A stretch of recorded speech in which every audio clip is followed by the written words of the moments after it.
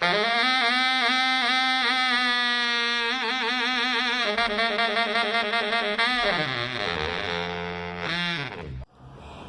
año celebramos, yo creo que es correcta la palabra celebración, 30 años de vigencia de la Convención de los Derechos del Niño. Este instrumento que obliga al Estado argentino a tomar determinadas medidas en beneficio, respetando los derechos de nuestra infancia, es un instrumento que aparece a fines del siglo pasado como una necesidad de proteger a la niñez, una necesidad de una protección un poco especial y distinta a la que existía hace antes. Antes se consideraba un régimen más de tutela, de beneficencia, y ahora la perspectiva es muy distinta. Es una perspectiva que tiene su base en toda la construcción teórica que se ha hecho para ver cómo en nuestra humanidad, en nuestro mundo, se respeta y se efectivizan los derechos de hombres, mujeres y cualquier identidad desde su nacimiento. Entonces, es interesante analizar qué pasa, qué nuevos elementos nos trajo esta convención y qué pasó en estos 30 años. La Convención de los Derechos del Niño como se dice, nos trae nuevos paradigmas. Estamos no otorgando nada, no estamos regalando, no estamos cuidando, estamos respetando derechos que tienen las niñas, niñes en todos los países. Cuando un país ratifica un tratado, se obliga a que dentro del país estos derechos se respeten.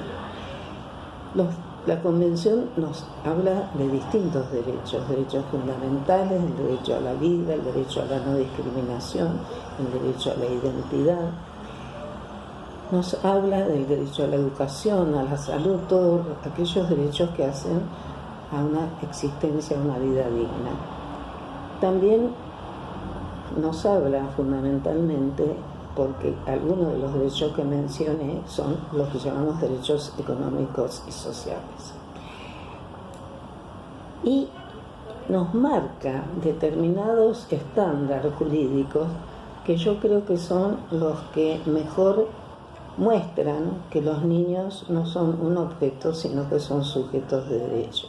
Y entre ellos son el interés superior, la capacidad progresiva y el derecho del niño a ser oído.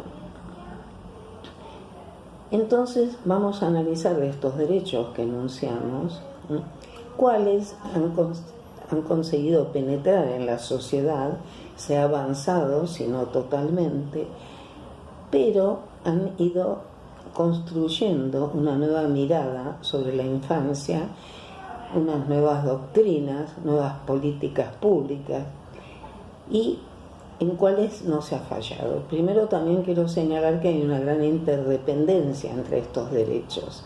Esa interdependencia es la que nos hace tener que profundizar el estudio de cada uno de ellos, porque indiscutiblemente sin una base de derechos económicos, sociales, culturales, igual para toda una sociedad o para toda nuestra infancia, no podemos señalar que podemos hablar del interés superior, de la capacidad progresiva, el derecho del niño a ser oído, en los mismos términos para cualquier si hay una gran desigualdad.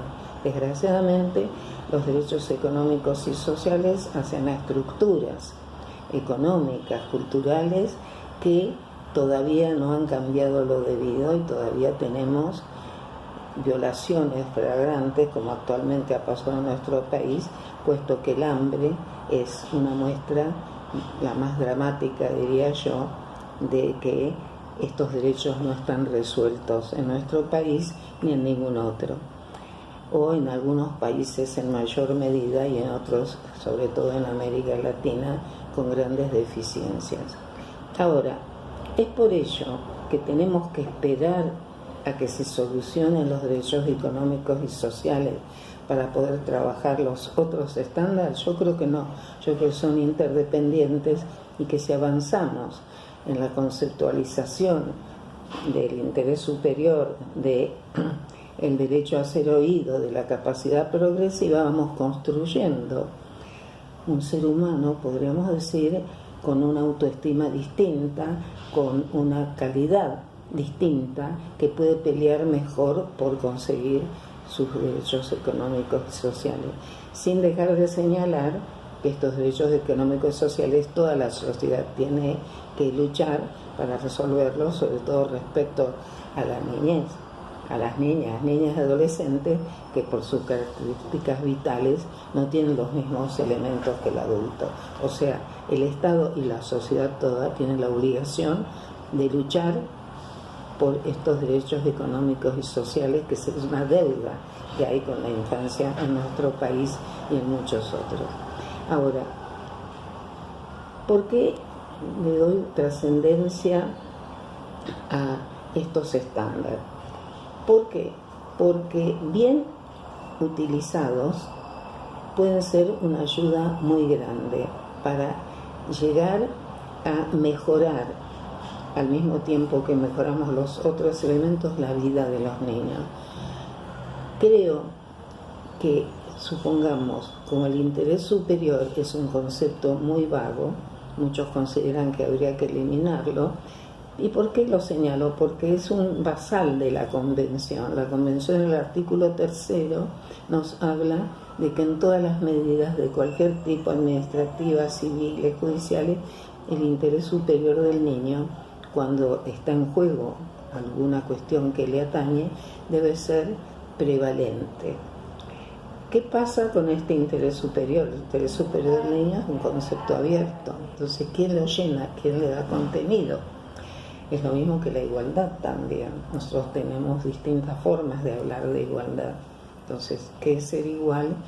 Acá también tenemos que ponerle un coto. Este interés superior, que no sé si ya señalé, vuelvo a decir, yo tendría que tener una bola de cristal para saber qué le va a pasar a un niño. Entonces, como suscitó enseguida en la doctrina y en los mismos institutos que tiene el derecho convencional, o sea, por ejemplo, las recomendaciones del Comité de Derechos Humanos, al tenerlo en forma tan abierta, se vio la necesidad de determinarlo, porque no se puede permitir que cada persona determine cuál es el interés superior, porque todos los seres humanos tenemos nuestra propia subjetividad, nuestras creencias, y podemos pensar que también para un niño es lo que nosotros solo determinamos.